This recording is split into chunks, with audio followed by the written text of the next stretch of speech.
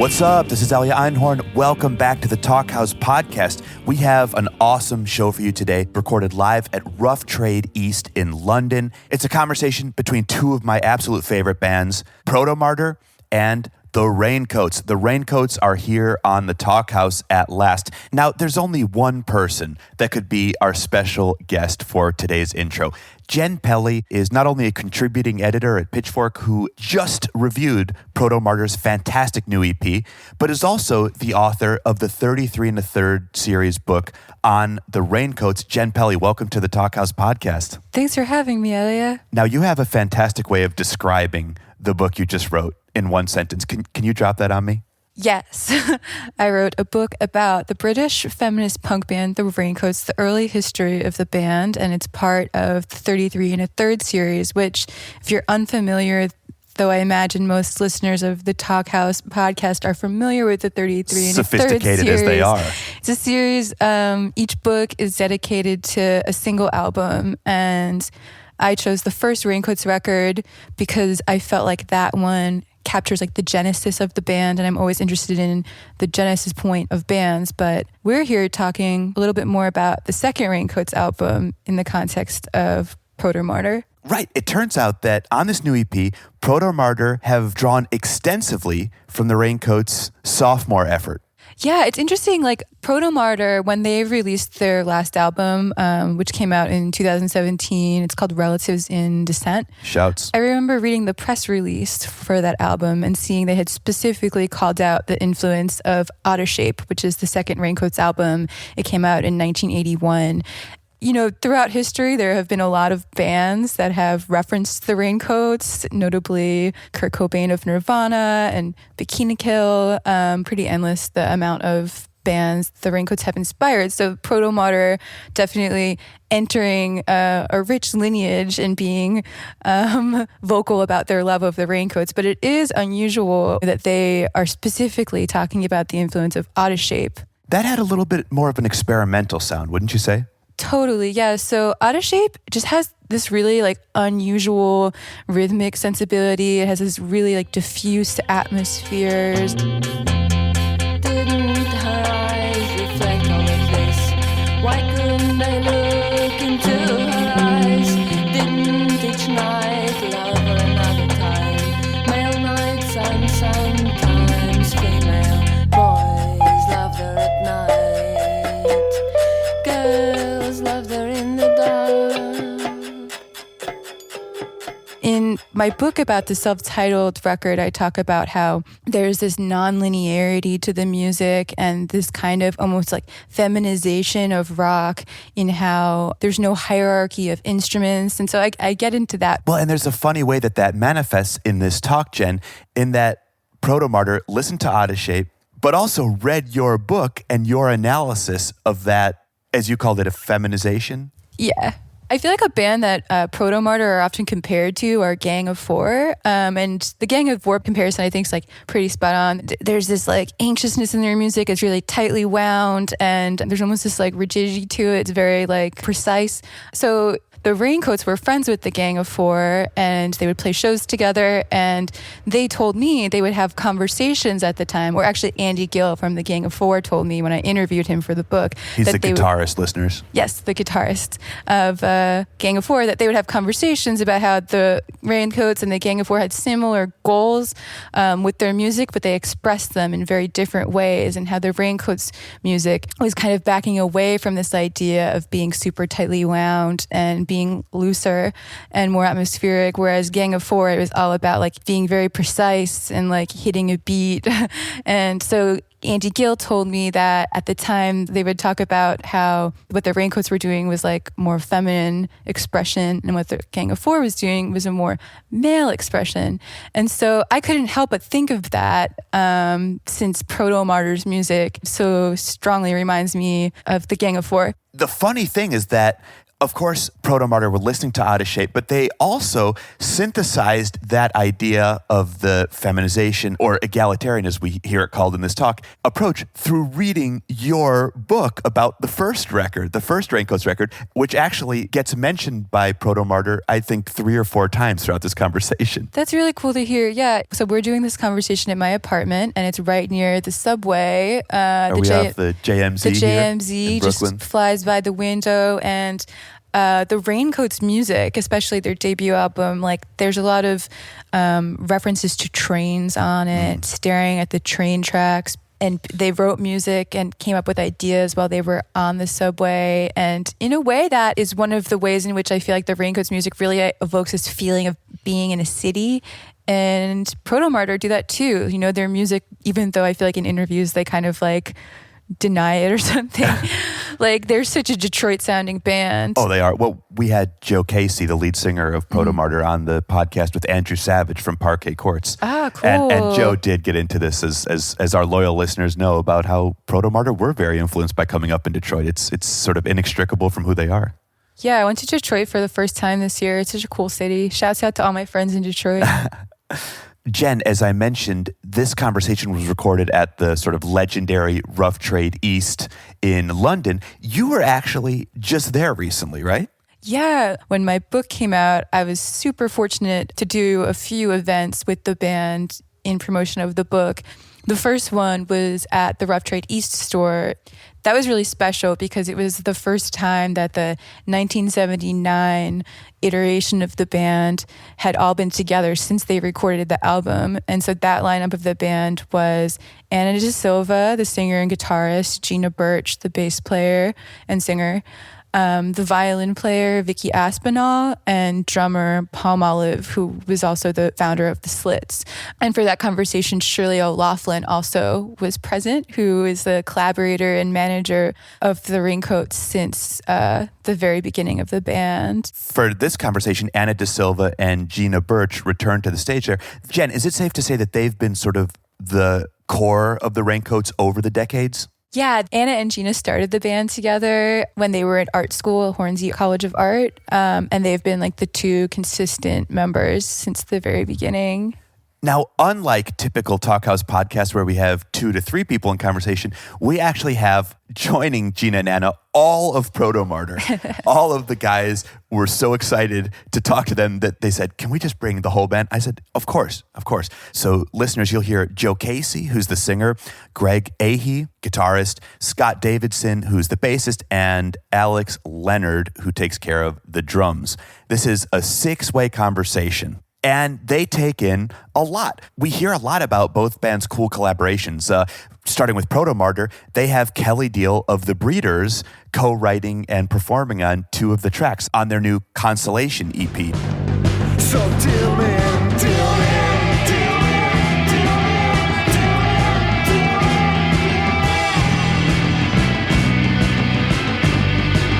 You always win, always.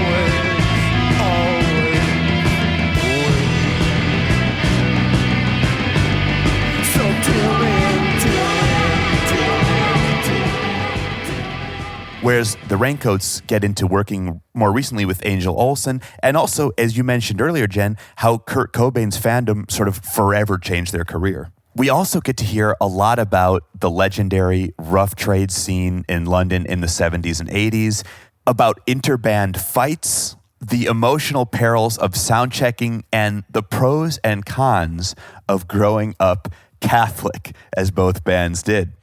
Jen, should we roll the tape? Roll it.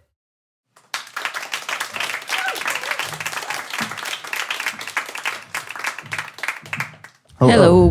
Hello, Hi. everyone. Hi. I'm Gina from the Raincoats. What's your name? Hi, Gina. I'm Alex from Protomartyr. I'm Joe from Protomartyr. Greg from Protomartyr. Anna from She thinks she's joined the band. I'm Anna from the Raincoats. And I'm Scott from Protomartyr. So I'm just going to speak and ask a question because You played in Birmingham last night, didn't you? And I was in Liverpool, and I really liked the accents in Liverpool. And I wondered what you thought of Birmingham and the audience, and if you noticed any strange accents. The audience was great. I can't notice different accents. All English accents kind of sound the same to me. I can tell Cockney, but they don't have those in Birmingham. So I don't know.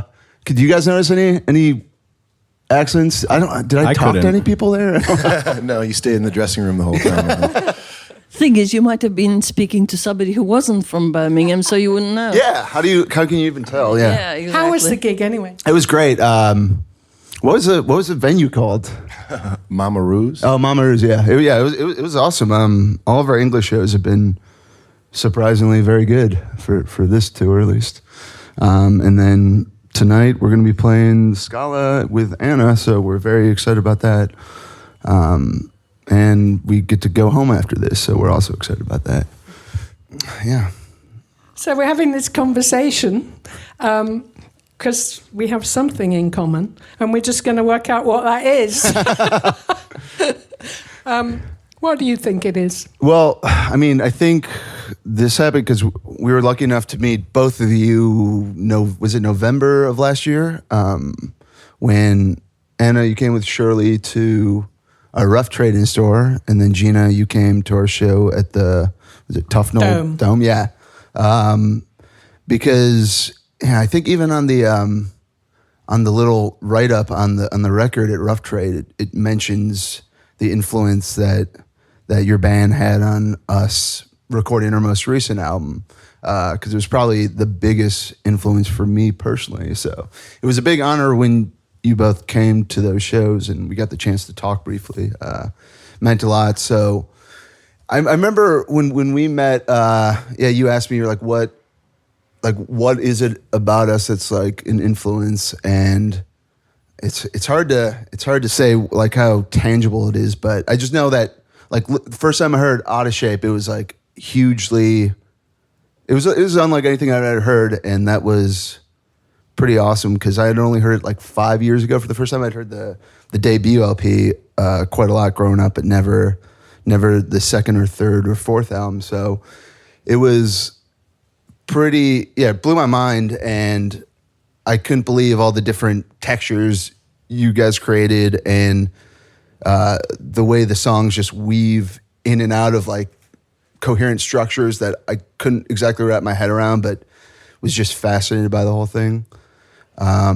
So I tried to I tried to copy it, but I can't do that because you're much better musicians and We're just weird. yeah, maybe I'm too normal. We didn't know what to do, so we kind of made it up as we went along. And I think when you make something up without having the normal structures, you don't have the same rules. So sometimes you invent your own rules. And I could tell you my one little story. Oh, yeah.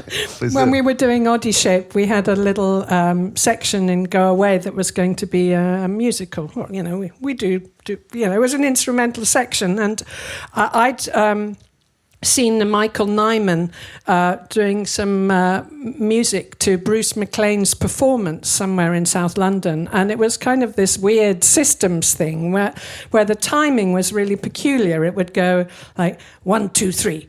1, 2, 3, 4, 5, 1, 1, 1, 2, 3, 4, 5, 6, 7. And so there was this kind of strange rhythmic thing, and I thought, let's have a little go at that, which kind of baffled us. We constantly were having to try and count these numbers, and we probably still do now. We have to refresh our memories when it comes time to do it. But that was very atypical, I think. But we employed a little kind of weird little mechanical system in there, and that was definitely taken from something else. And I wonder, was there one little moment where you thought, I'm going to do this because this is bit like Oddie Shape, or was there one little thing? I feel like there were several moments. One of the things is actually in Family Treat, the jump from the very slow verse into the chorus when it's a piano that kind of picks up with it is it's very strange sounding how it just like kicks into it, but it makes perfect sense.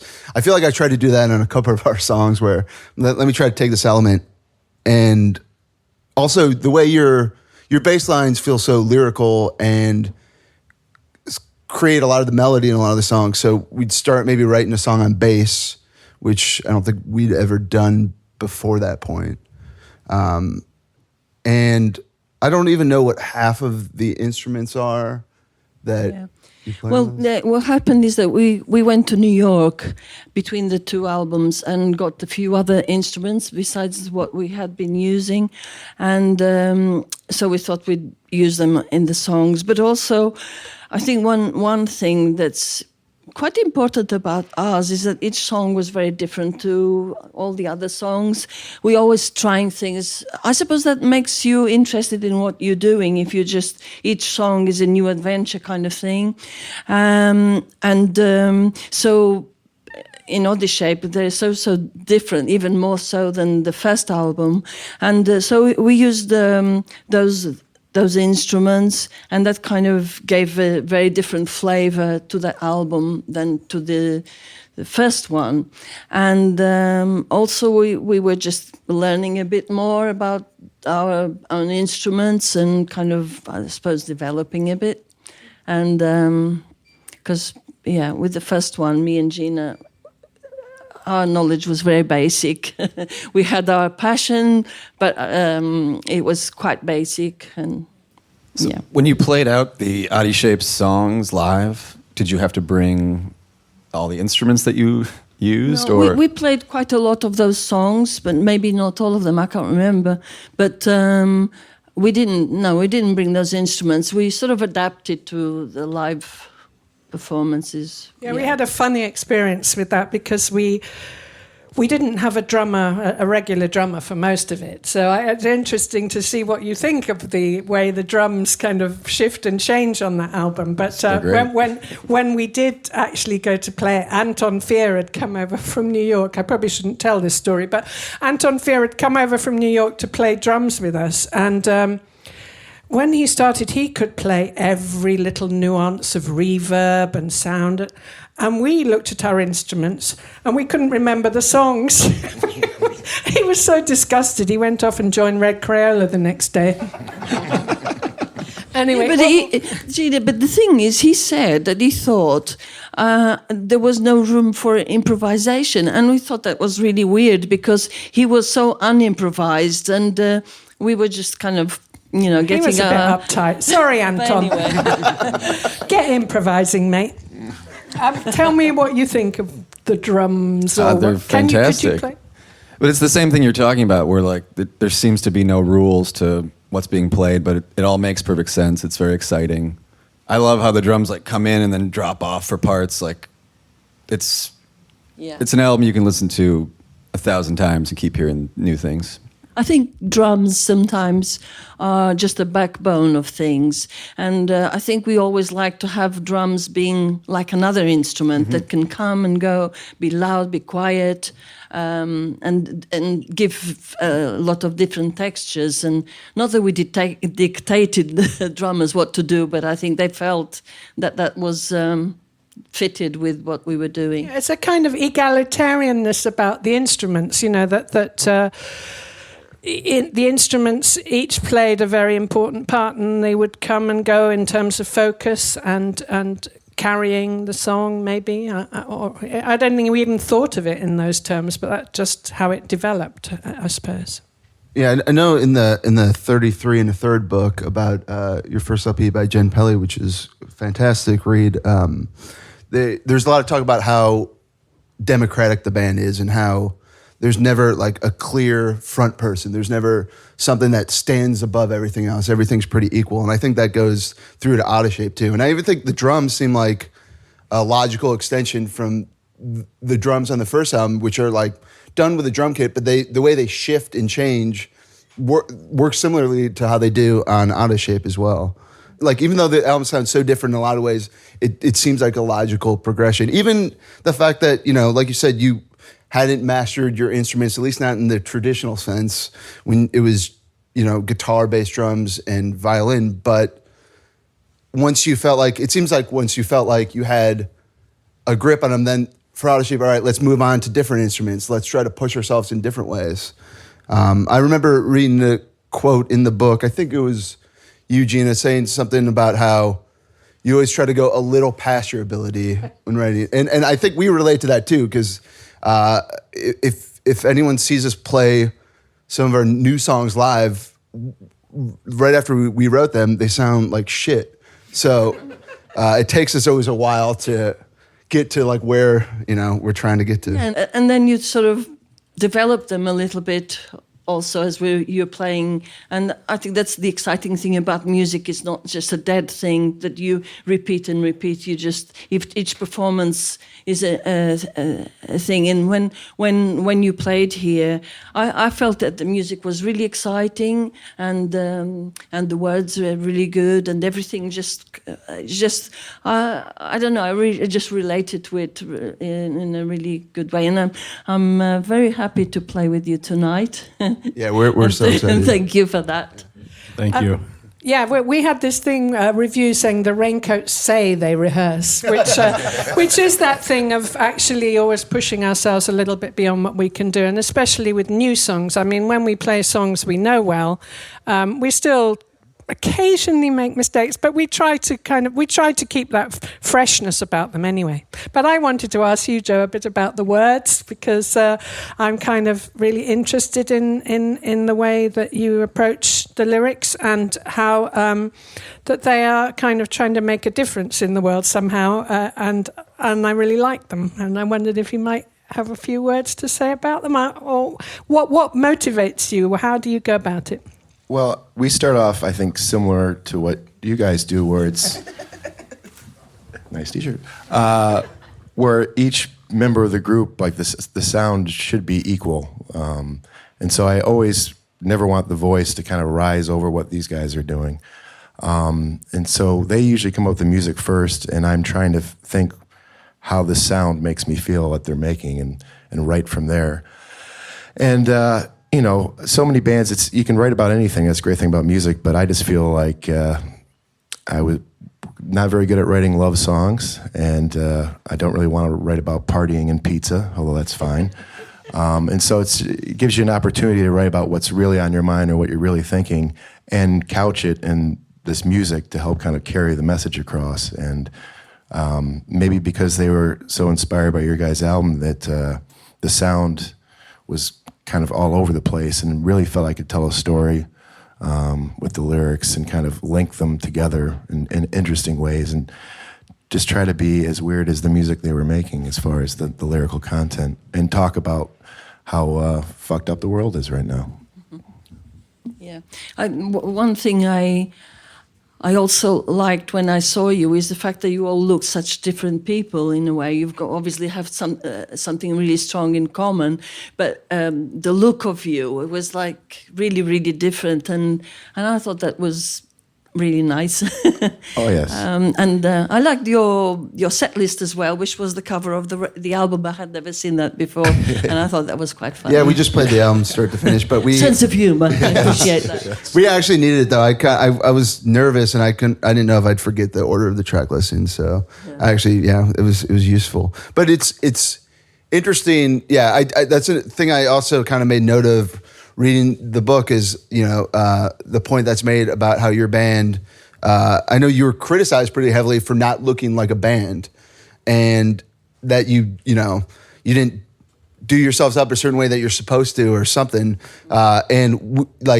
it's far different that like how we get perceived than how you'd get perceived, especially as a group of women, and just the criticism that comes being a rock group that's comprised of women is far different. But I definitely related to the sense of just like presenting yourself as you are, rather than some falsified rock star version. Yeah. And even though I didn't know that until recently, it was like, oh yeah, felt like kindred spirits in a lot of ways to what you guys represent. It's funny though, because when you see the pictures, I think we look pretty glam. Yeah.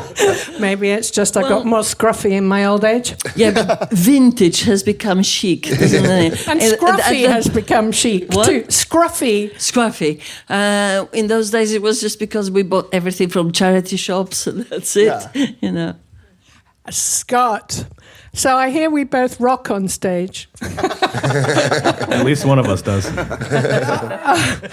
I kind of have this thing where I'm always rocking, and it's kind of I hate it when I see myself rocking because I'm like I didn't really realize I was doing it, but you don't do that then. No, I do.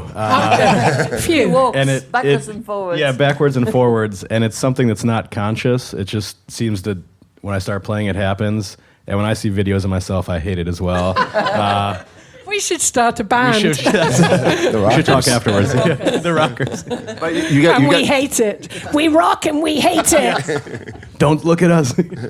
you've got your step counter though in your phone now. I did recently find out there's a step counter on the iPhone, and I walk, I guess I don't know what the conversion would be, but about 1.5 miles during our hour set. So That keeps you fit. a little bit of exercise, yeah. That's why I'm so skinny. Same here. Any more about stepping, Scott, that you want to add? Make sure to get your steps in. Do you have a lot of rows?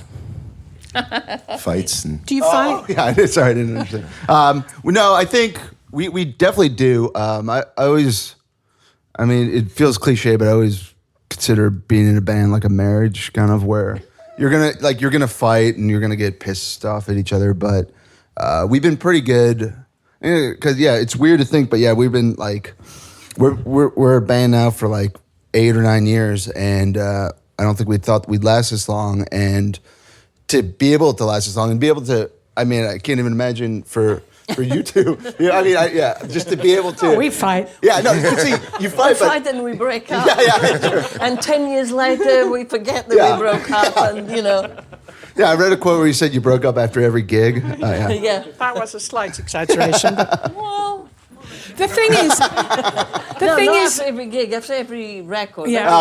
Okay, that's No, all right. We probably no, done no. some. I had Not a bad. friend who trained as a like a therapist, and she was trying to get work doing kind of band thingamybobs, and I think it's a really good idea because I think bands do need that thingamabob because you can have some stuff that you don't say and then you bursts out in really bad ways when you're doing a sound check. that's what happens to us the most is sound check. Yeah, Turn that down, that's too therapy. loud. Joe, you're too loud. Turn that Oh down. my God. that is where it boils over, isn't it? Like the sound check is like when I don't know why that is, but yeah. Tense, Yeah, it is nervous tense, headache. yeah. I hate sound checks. One thing I wanted to ask too is there, because we have an age difference in our band where Joe's about 9 years older than us, and I know there's an age difference between you two. Do you notice it? Is there? Did that affect the dynamic of the band? Do you think? Yes. Yeah. Well, it did when Ingrid was there. Yeah. When It does. Ingrid joined, She was a lot younger Yeah. than both of us, Yeah. and you weren't so happy with that, I remember.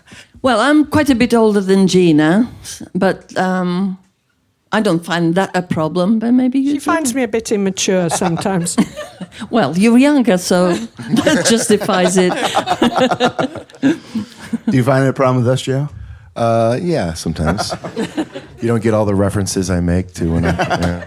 Anna's from Madeira, you see, and I'm from Nottingham. So, I mean, there was quite a big difference between Funchal and Nottingham in the first place, let alone the age. Are the accents different? Oh yeah, I guess that's true. Yeah, But Anna seems very sophisticated to me. She denies this now. But I mean, I always thought she kind of knew all about European cinema, and I just come down from Nottingham, and I used to watch Bruce Lee movies, and I didn't know too much about Truffaut or Rossellini or all these people, and so it was kind But of. you do now. But I do know. You were I've had younger. the- You were very young, so you didn't know I then. didn't know, but I know then you now. found Yeah, out. but we get along. The thing is, when you've been together for this long, although we have our ups and downs and differences, we've got such a shared history that it's really special, you know. And with Shirley, but it's quite funny because Helen Reddington wrote a book called The Lost Women of Rock, and it had lots of the women from that kind of era of early punk, and a lot of us barely spoke to each other in those days, you know, the Modettes and the Delta 5 and the I mean, we were kind of friends, we kind of all knew each other, but we weren't a kind of cohesive group. But all these years later, when Helen had a party to celebrate the book, we were all like really kind of, there was a kind of really strong bond, a sisterhood, because we had shared this amazing time and experience, and our similarities were much greater than our differences, and it was really special. Do you feel like you were part of a scene when the band first started? A part of a punk scene, but not a kind of female scene. It was more of a rough trade scene in a way. It wasn't really a scene, but we just hung out there and. It was a kind of scene, yeah, wasn't it? Yeah. I mean, you know, there was the Swell Maps and Squittybility and all the people who worked there. There was a kind of camaraderie, and I discovered that you could eat fish fingers between two slices of white bread from Nicky of the Swell Maps, which was a revelation to me. Did you both work at Rough Trade? I did. Did you? No, I worked at Rough Trade much later. Okay. Not at the same time then? Yeah, I worked at the shop when it was still just a shop. Basically, okay. A bit of distribution, yeah. No, I met my husband, Mike, at Rough Trade. Oh. He's here supporting me. We've been together for 4 years. So that's how long ago I worked at Rough Trade. That's exciting. Are you all from Detroit? We... just thinking, you know, how, because we're talking about how we sort of, not really how we met, but where we're hanging out. So I was just wondering how you sort of got together, really. Yeah. How you got together. We all grew up, Scott, Alex, and I grew up in the suburbs of Detroit. Joe grew up in Detroit proper.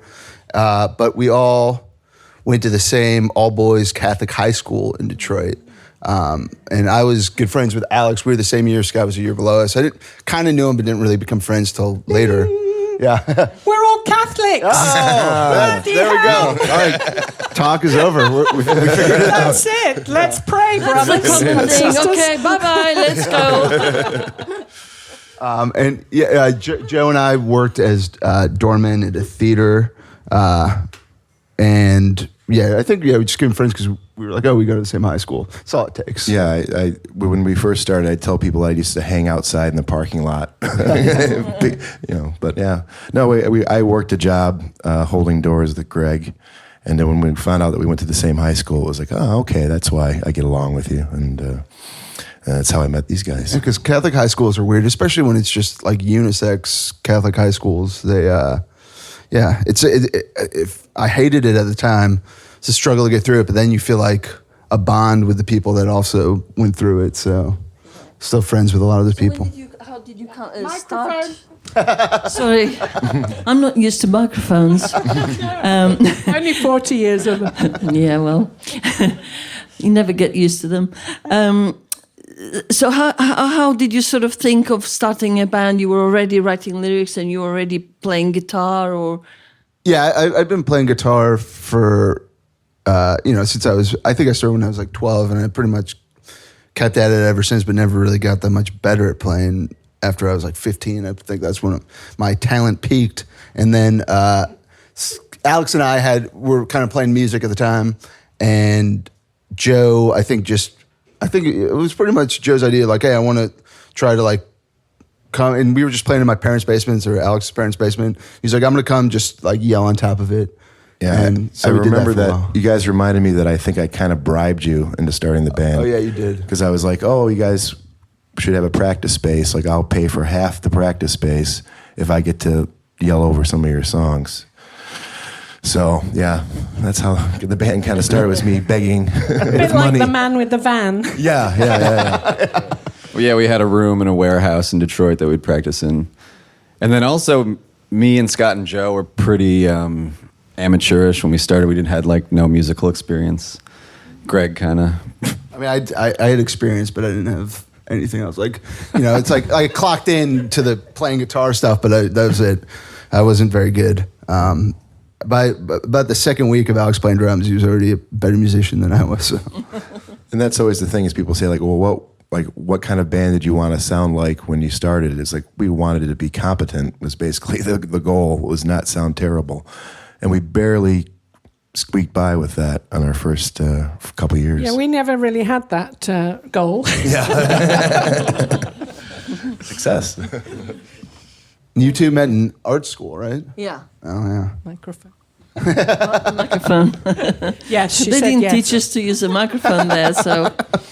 Yeah, we were at Alexandra Palace, which is in North London. It's a funny thing. It was just the fine art department up in this raised ground floor of this old kind of abandoned palace, which has been refurbished now. And there was a bar below, which was called the Panorama Bar, where you could see all over London. And we used to all go and get drunk in there after college. And then the next morning, you'd stumble in with a hangover, and all you could smell was the old beer and a bit of bleach as they washed the stairs. It was a funny experience. It was in that place that we decided to start a band. It I was. remember. And we played there. Oh, no, Well, not in the not bar, in the no. bar, no. We did play in their studio. Yeah. And in the studio was the only gig I ever promoted, which was the Slits played. And they didn't turn up, And in those days, it was like, you charge 20 pence or something to get into a gig, and they didn't turn up. And I remember I cut my hair off.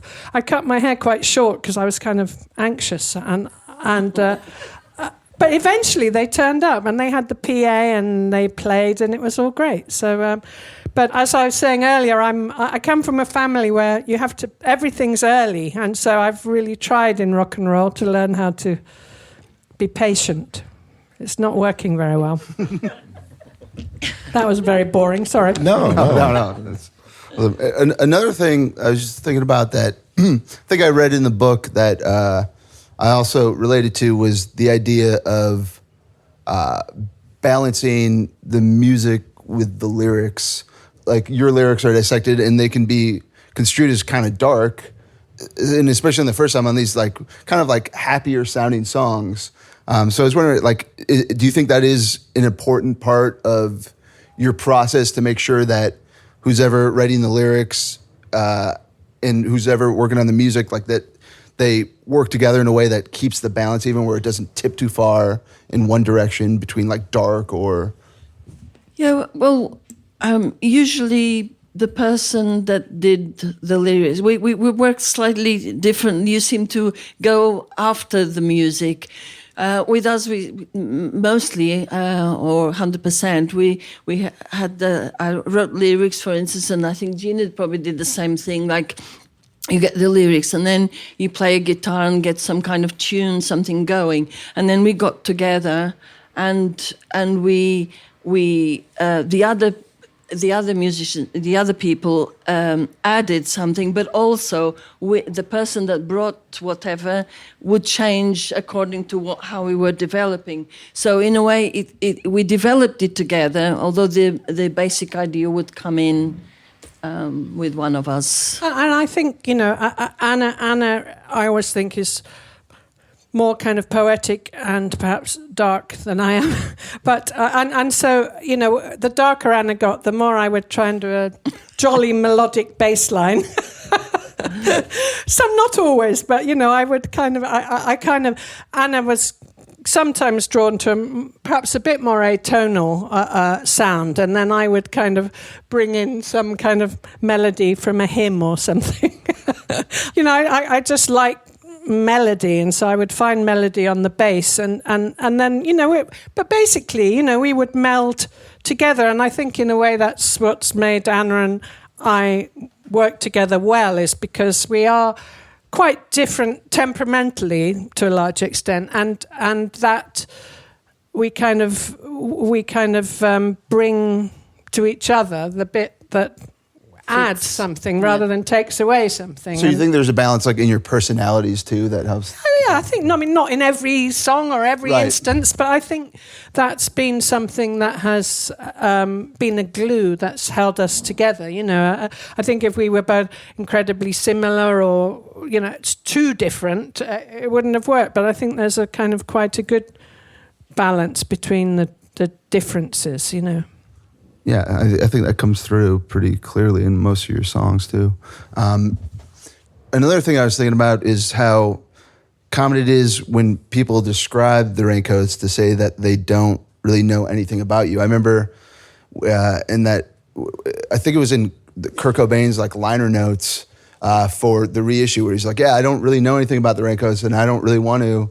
And like Carrie Brownstein, I was reading her, like you're saying, like there's like a mythic quality to everything around the band. Was that intentional, or were you trying to shy away from? No, it's we were here, and we only went to the States a couple of times, and only on the East Coast. And there was no social media, so this is how you can be anywhere now. It's through social media. And then our records also weren't really released in the United States, were they? They weren't. They weren't released in the United States, so we were this kind of English band. Well, we are an English band, although I'm not English, but, so there was this band from there, and then our records also, they weren't even in print here for a long time. So I thought we were kind of forgotten, that we'd be between, the Ramones and Rainbow, or, whatever the R would be before us. And then we found out that people, especially in the United States, we have a lot of people that like the music that we've done, musicians and otherwise. And all this stuff was happening, people giving each other cassettes with one song that they managed to get somewhere or other, or, they'd find a record in a rare place or whatever. But this was happening, and we didn't know. And then suddenly, when the whole Kurt Cobain thing happened, we realized how many people were being inspired by what we were doing. And so that's kind of changed things a lot. We weren't playing anymore or anything. We re-released the records on Rough Trade, licensed them to DGC, and then obviously the stuff was available and out there. Then I remember that we joined MySpace. And there was all these people just writing and so I couldn't have gone through college or school without your music, and we were just really shocked about it, but happy at the same time that it kind of started having that kind of impact. I mean, I think it is funny because when we were playing, when we first started and we did those early tours, and we didn't play all that many shows. I think on our first tour we did 28 dates, and that was the biggest tour we've ever done. Yeah.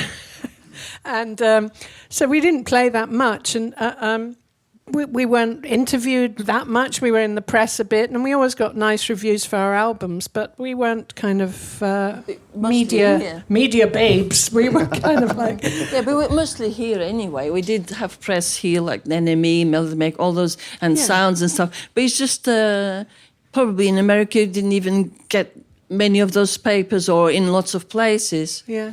So... I don't know. We may have been a little bit ahead of our time. Yeah, and then how long after Moving came out did you officially break up, or did you just kind of before Moving? Okay, yeah, before Moving. Okay, and then for that period then between Moving and when you got back together, did you still talk, or was it like?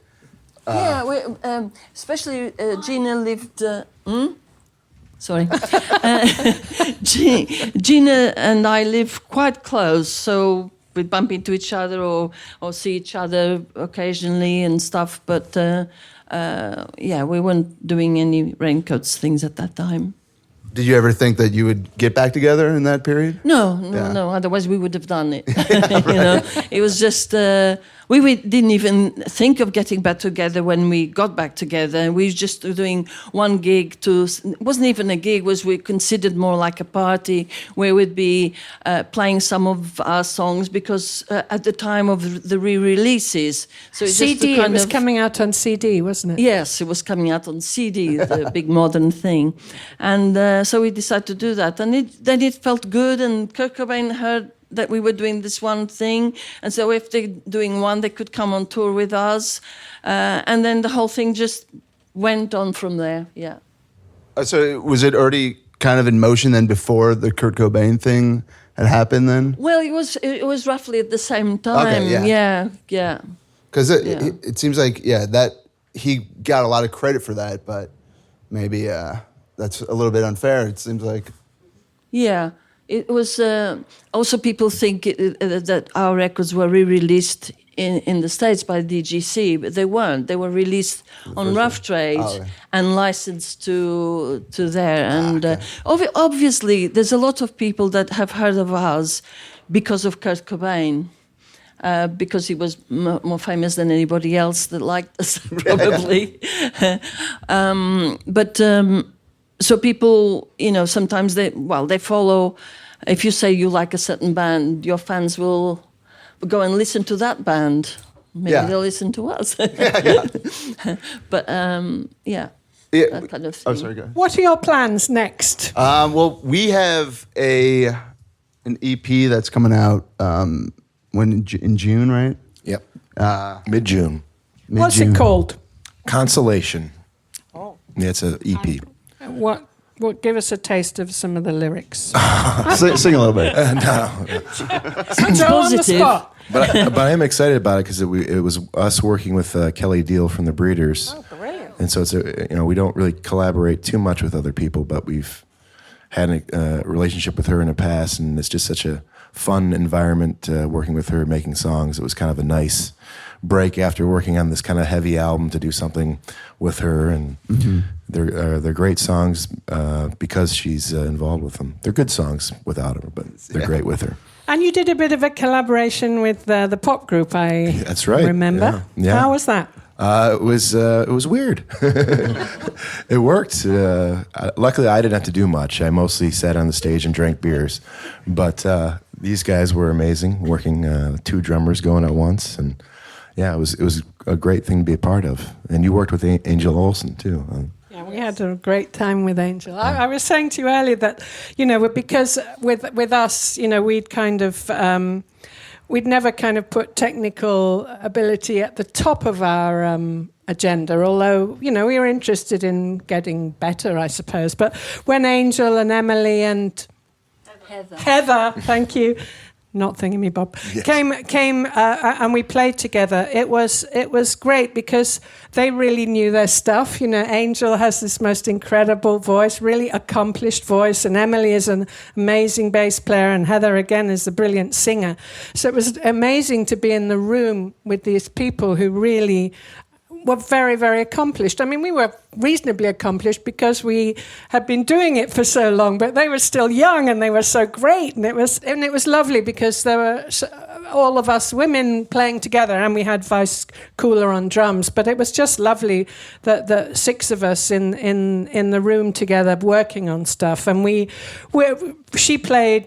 they played some of our songs and we played some of theirs, but the only thing we did new was we did a version of Because the Night by Patti Smith, and Angel knew that we loved Patti Smith, but it wasn't necessarily our favourite Patti Smith song, Because the Night, so and we weren't so keen to go Because the Night, so we decided that we would go the other way and we would really whisper Because the Night. And so we kind of took it like and opposed it and sang it in quite a kind of spooky way, and did this really nice weaving violin part, and it was just really special, I think. And I wish we could have got to record that together, because I think it was quite stunning, if I say so myself.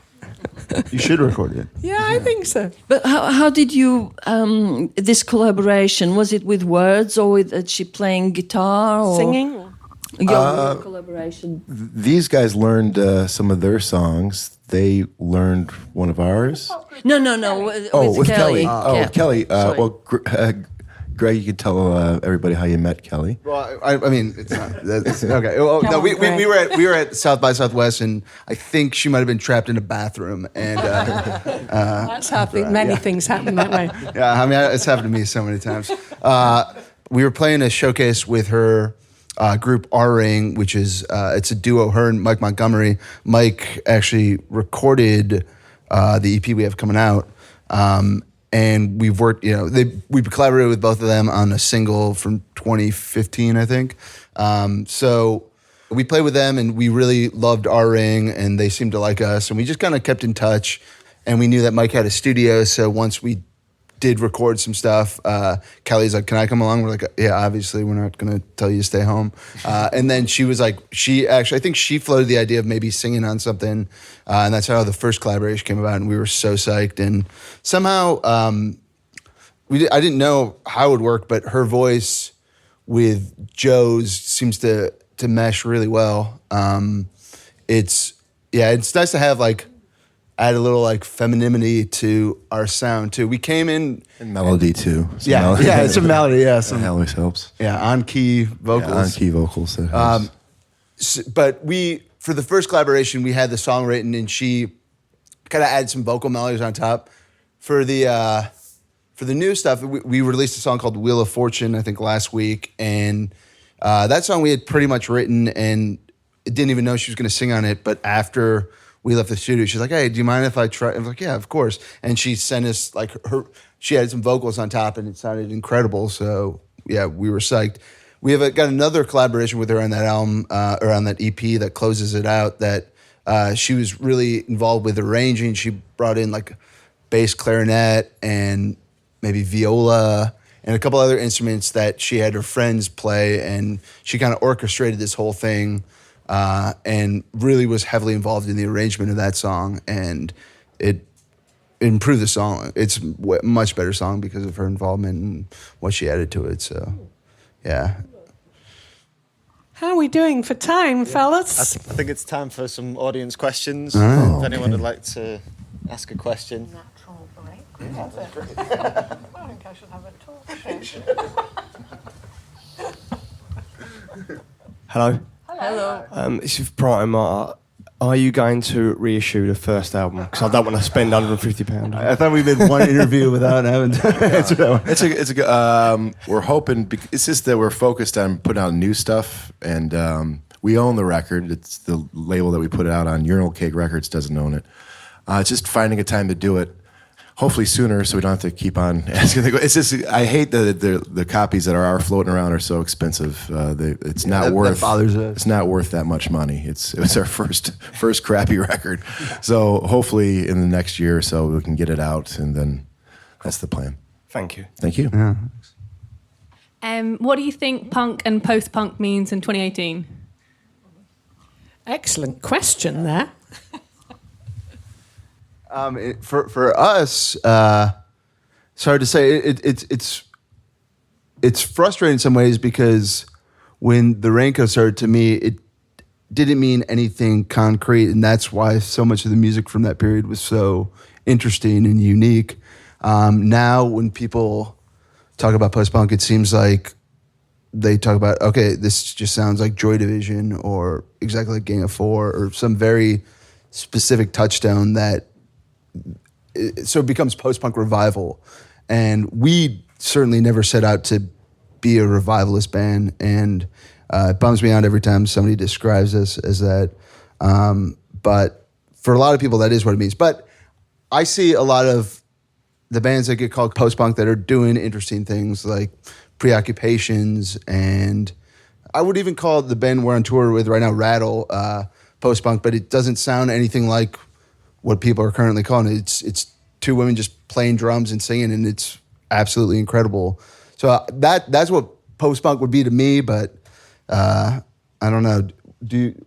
What do you see post-punk as, or punk even now? Well, people thought we were post-punk because it's just the first surge of punk was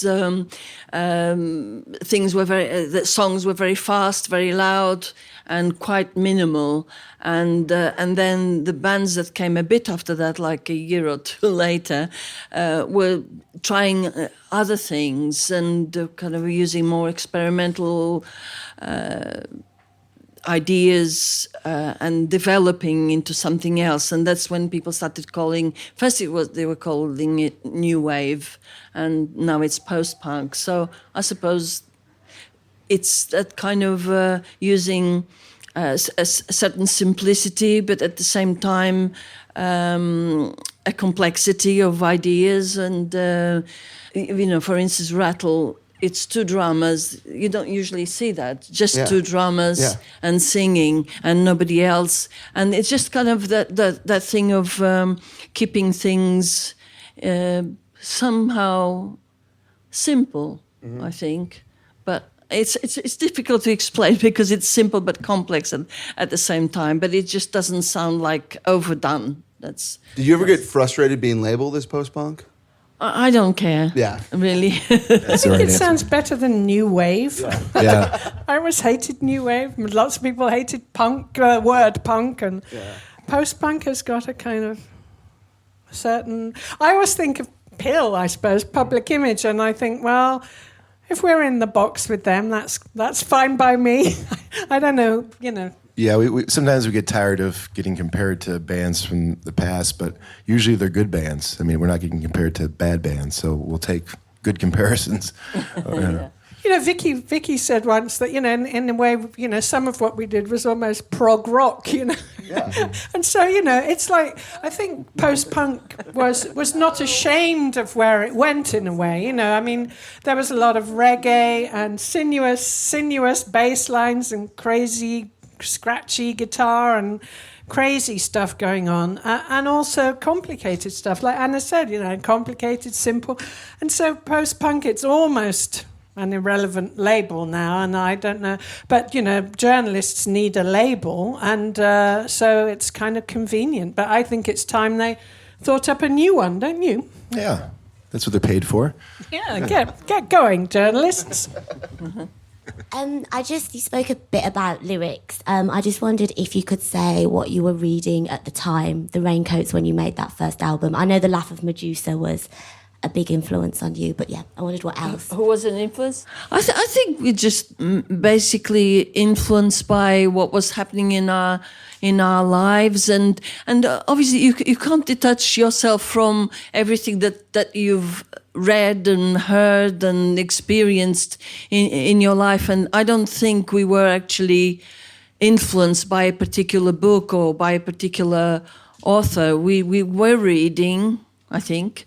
But, I remember, I was reading a lot about art and reading a lot about Dada, and I wasn't reading novels. I was reading stuff about ways of thinking, I suppose, and that kind of interested me, and I was interested in the way people made work, and as I've been documented, I was interested in conceptual art, land art, performance art, but Dada and what was happening then seemed to kind of be a kind of cousin or relation of what was happening in punk, so that's what I remember reading. Are you inspired by anybody to write your lyrics? Sorry. Like you were saying, it's very similar where you just kind of take everything in. Like, I don't sit down and read a book and say, like, this is going to be good for lyrics or inspiring. You just kind of, something jumps off the page, or you can be watching a terrible TV show or something and a line jumps off from you. It can really come from anywhere. It's just being open to those influences. Yeah, I always liked when I heard about Solex, and she was in the toilet and she started writing down what she heard people saying, in the bathroom. And I just think, once I was sitting on a bus recently and there was a kind of weird conversation going on behind me and I started scribbling it down. Of course, I didn't do anything with it, but, it's just, I think lyrics can come from kind of funny places, and that's what's nice about them, that there's no... there's no formula for it. There's no formula, no. What about you? Have you got a book you're... I don't write lyrics, Well, you're off the hook. Hey, that's a good title for a song. Thanks. Let's write it right now. But I think we're out of time, but just like to say a massive thank you to Anna and Gina and Protomartyr. Have a round of applause, please.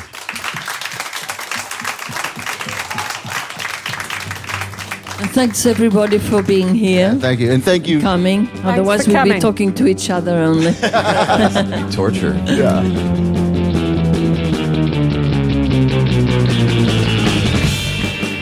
Thank you, Protomartyr, and thank you, the Raincoats. Protomartyr's fantastic new consolation EP featuring Kelly Deal of the Breeders is out right now. Make sure you check that out. Speaking of records that are coming out, Anna De Silva of the Raincoats also has a collaboration coming out this fall with the Japanese noise artist Few, which I'm personally very excited about. Cannot wait to hear this. And Gina Birch has been working on a film that I know is near completion called She Punks, so check that out too. And if you enjoyed today's episode, make sure you catch Protomartyr's Joe Casey in conversation with Parquet Court's Andrew Savage from our archives. Another thing you need to check out right now, our special guest Jen Pelly's 33 1/3 series book, The Raincoats, available wherever fine 33 1/3 are served.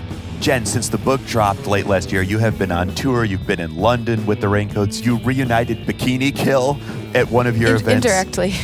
Which was just fantastic. You do have a few more Raincoats events coming up, I think. One in Chicago this summer.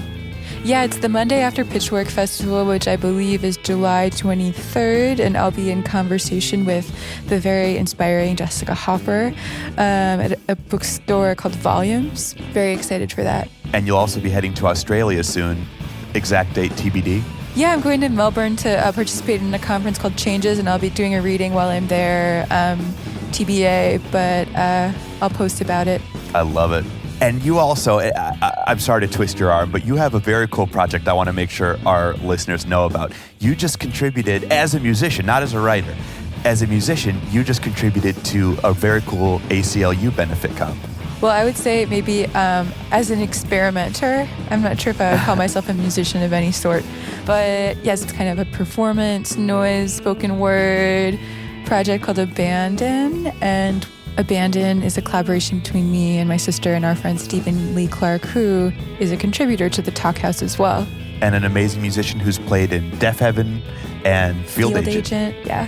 Shouts out Stephen. Shouts. We have a track on an ACLU benefit compilation from Wharf Cat Records, one of my favorite labels. We've been kind of secretive about it, but it feels appropriate to mention on the Talkhouse, where those boundaries between being a journalist and being an artist feel a little more fluid. Listeners, make sure to keep an eye on talkhouse.com's new events tab so that you'll know when and where we're doing more cool stuff like the podcast you just listened to. And make sure you subscribe on iTunes or Stitcher to catch next week's episode, which was recorded live here in New York City at The Strand. It's Natalie Prass in conversation with Matthew E. White, and there just may be a live music component. Today's episode is produced in association with Rough Trade and was recorded by James Spinks and co-produced by Mark Yoshizumi. Jen, thanks again for taking some time out of your crazy writing and spoken word existence to join us here on the Talkhouse. Thank you. Appreciate it. Listeners, we'll catch you next Thursday. Till then.